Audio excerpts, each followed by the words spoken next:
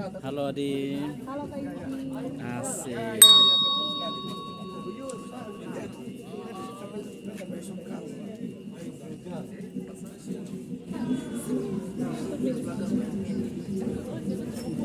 Halo Ivan Boya.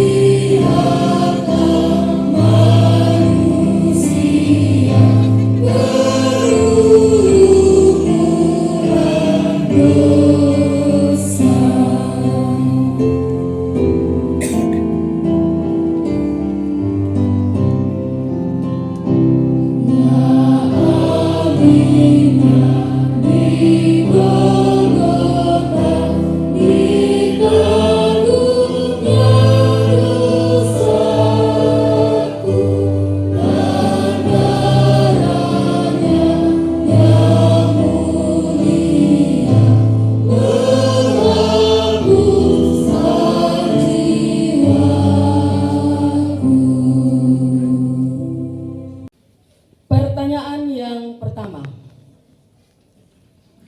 percayakah saudari dengan segenap hatimu bahwa Allah sendiri dengan perantaraan jemaatnya di sini telah memanggil saudari untuk melaksanakan pelayananmu di Gereja Kristen Sumba, Jemaat Punaga di sini? Kedua, percayakah saudari bahwa Alkitab Perjanjian Lama dan Perjanjian Baru adalah firman Allah dan ajaran yang sempurna tentang keselamatan, sehingga saudari akan melawan dan membuang tiap ajaran yang tidak sesuai dengan isi Alkitab? Ketiga, berjanjikah saudari akan melaksanakan jabatanmu dengan rajin dan setia sesuai dengan panggilanmu sambil menyimpan rahasia jabatan yang dipercayakan kepadamu? Keempat, berjanjikah saudari akan merendahkan diri terhadap segala teguran gerejawi andai kata saudari menyimpang dari ajaran sabda Allah? Apakah saudari Vikaris Maria Francisca Eka Putri Ayulede SSI Theo percaya dan berjanji? Ya, dengan segenap hatiku saya percaya dan berjanji. Peganglah pengakuan atau percayamu dan janjimu di hadapan Tuhan dan jemaat. Saya mengundang rekan-rekan pelayan untuk mengambil bagian dalam penumpangan tangan.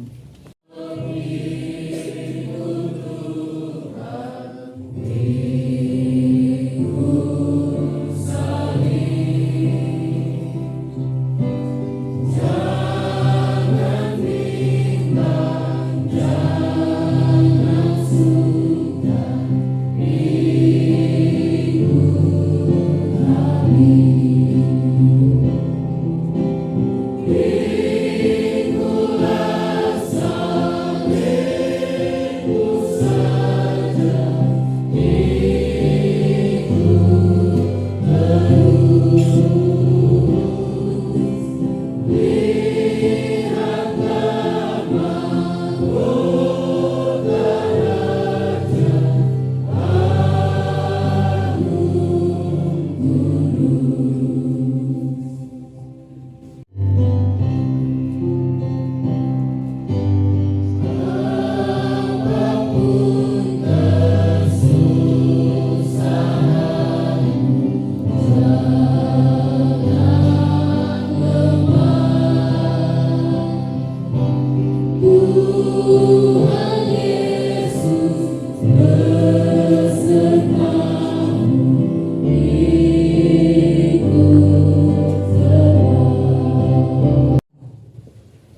Maria Francisca Eka Putri Ayulede SSI Teol sebagai hamba Kristus. Ingatlah bahwa Allah sendiri mau memakai saudari ini untuk menguatkan, menasihati, dan menghibur kamu. Hendaklah kamu mengindahkan dia sebagai utusan Kristus yang membawa kepadamu Injil Kerajaan Sorga. Hormatilah karena jabatannya. Terimalah dengan sukacita sabda Allah yang akan dilayaninya dengan gembira, bukan dengan keluh kesah.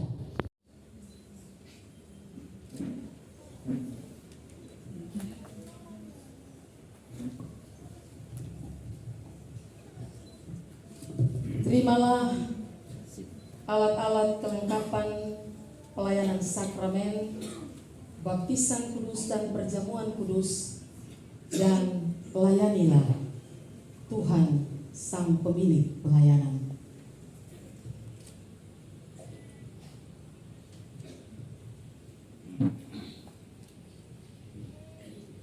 Rekan-rekan pelayan kembali ke tempat.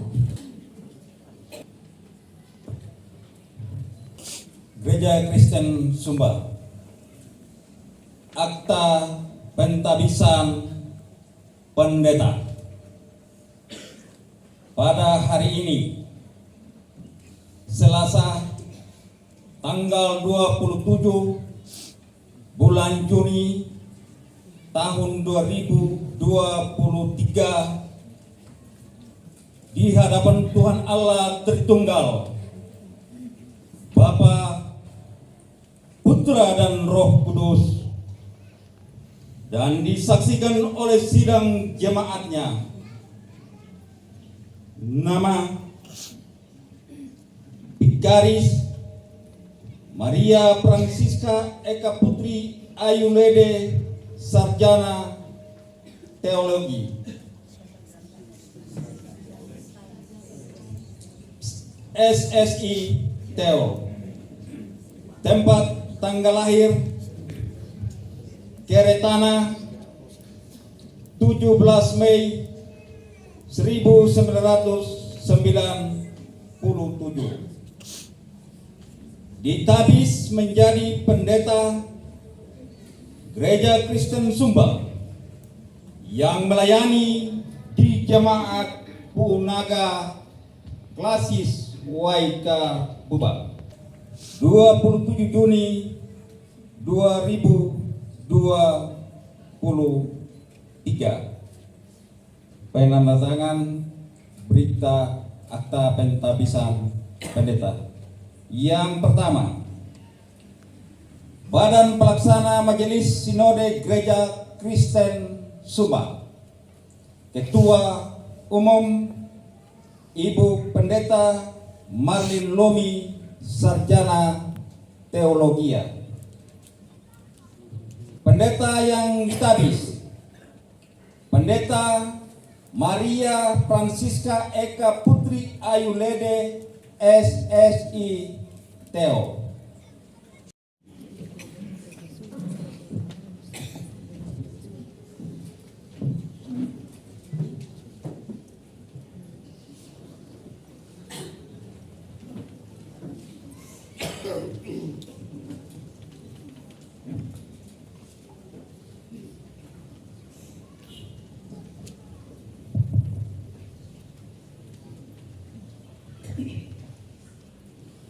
Dan bangunan sesuai dengan kasih karunia Allah yang dianugerahkan kepadaku, aku sebagai seorang ahli bangunan yang cakap telah meletakkan dasar dan orang lain membangun terus di atasnya.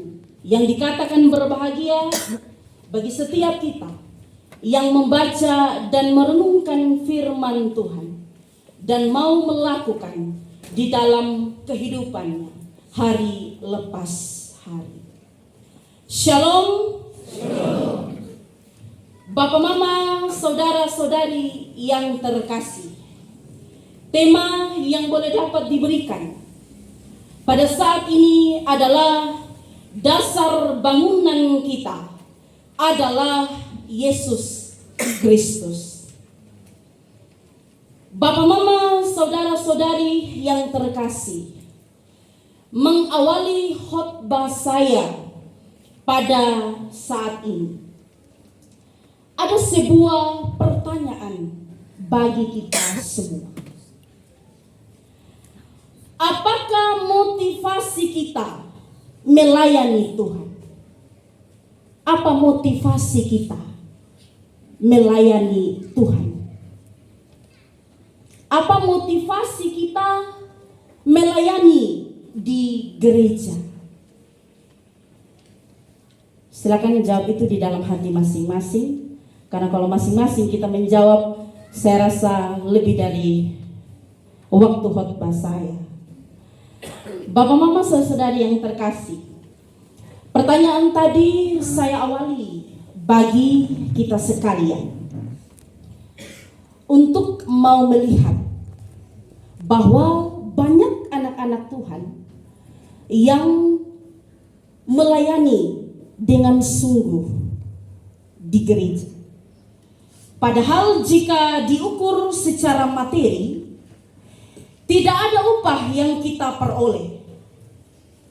Ketimbang kita sibuk seharian bekerja di luar, ada uang yang kita peroleh. Ada yang sudah sangat lelah dengan aktivitas di luar, tapi masih sempat juga punya waktu di gereja. Ia rela mengorbankan materi, waktu, tenaga, dan juga pikirannya. Semua ia korbankan untuk dapat melayani Tuhan di gereja. Nah, tujuan dari semua pengorbanan itu untuk apa sebenarnya? Pasti dari semua itu ada tujuan utama, sehingga banyak anak-anak Tuhan yang rela memberikan dirinya untuk melayani Tuhan. Jawaban bagi kita ialah pemberian diri terhadap pelayanan serta bersyukur untuk hidup yang Tuhan berikan. Dan melalui pelayanan-pelayanan itulah sebagai sebuah bentuk ungkapan terima kasih yang dinyatakan kepada Tuhan. Bapak, Mama, saudara-saudari yang terkasih, sama seperti yang disampaikan Rasul Paulus, bahwa semua orang diberikan bermacam-macam karunia oleh Tuhan. Dan semua karunia itu diberikan untuk dipakai dalam melayani Tuhan dengan caranya masing-masing.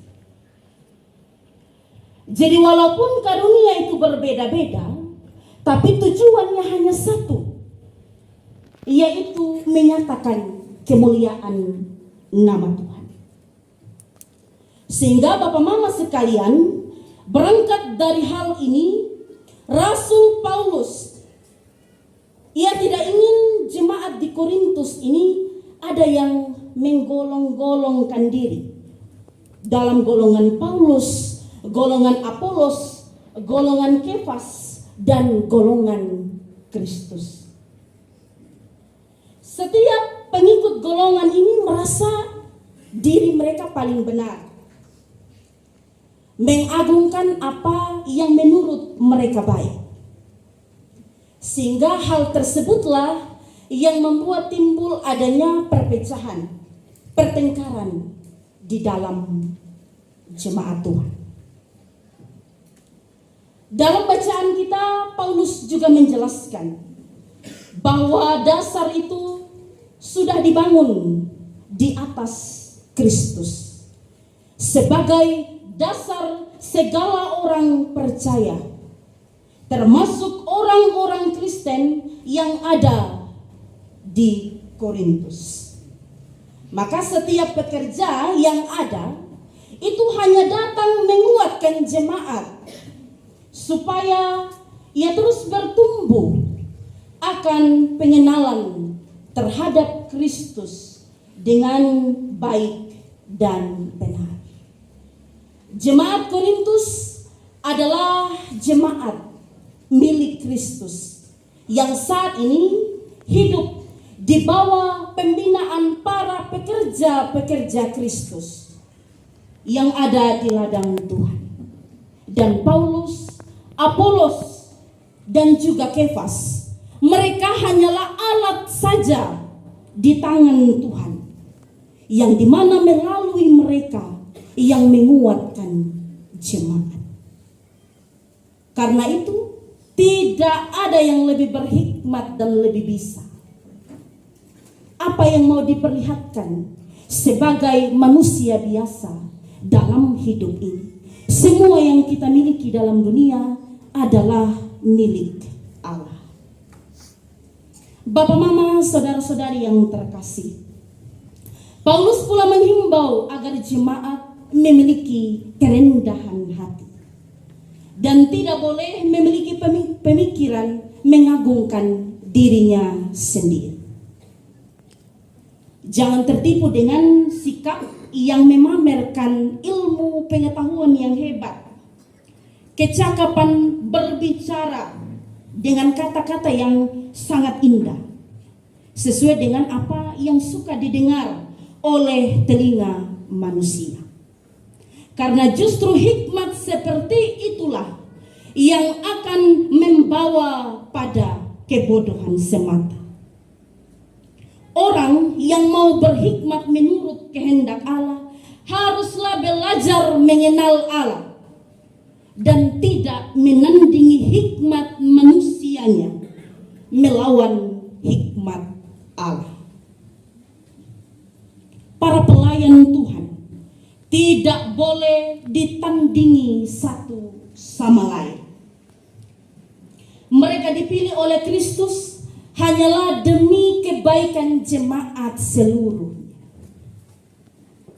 Apolos, Kefas, dan juga Paulus, semua pelayan itu sama di mata Tuhan, yang harus dihargai dan dijadikan sarana demi kemajuan rohani dalam jemaat.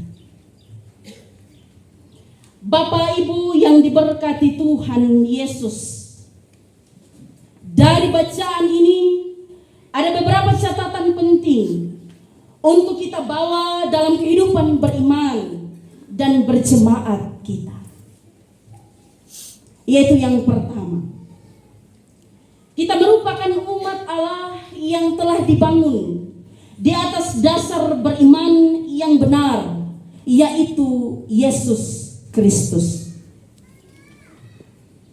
Ketika kita hidup di atas dasar yang benar itu, maka yang harus kita muliakan adalah Yesus Kristus.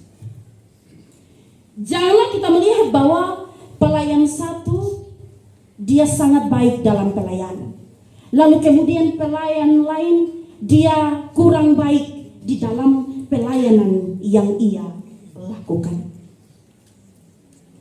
Apa yang mau kita agungkan dengan cara-cara membandingkan seperti itu? Jika dasar seperti itu yang kita taruh di dalam jemaat, maka tentu jemaat akan selalu ada di dalam perpecahan. Mari kita lihat semua pelayan Tuhan itu secara sama di mata Tuhan, namun dengan sebuah pengertian bahwa mereka hanya dipilih Tuhan sebagai alatnya untuk melayani di tengah-tengah jemaat dengan keterbatasan, dengan kelemahannya pula sebagai manusia biasa. Yang kedua, bagi kita sebagai umat Allah yang dibangun di atas dasar Yesus Kristus, kita harus hidup kudus di hadapan Tuhan. Seringkali kita melakukan berbagai cara, meskipun kita tahu cara itu adalah cara yang salah. Namun yang penting kehendak kita yang terwujud. Karena merasa kecerdasan kita, kemampuan kita membuat kita paling memiliki peranan penting. Tanpa terlebih dahulu kita memikirkan dampak yang timbul di tengah-tengah jemaat. Hindari hal seperti itu. Dan teruslah penuhi hidup kita dengan kebenaran firman Tuhan. Yang ketiga, terakhir bagi kita.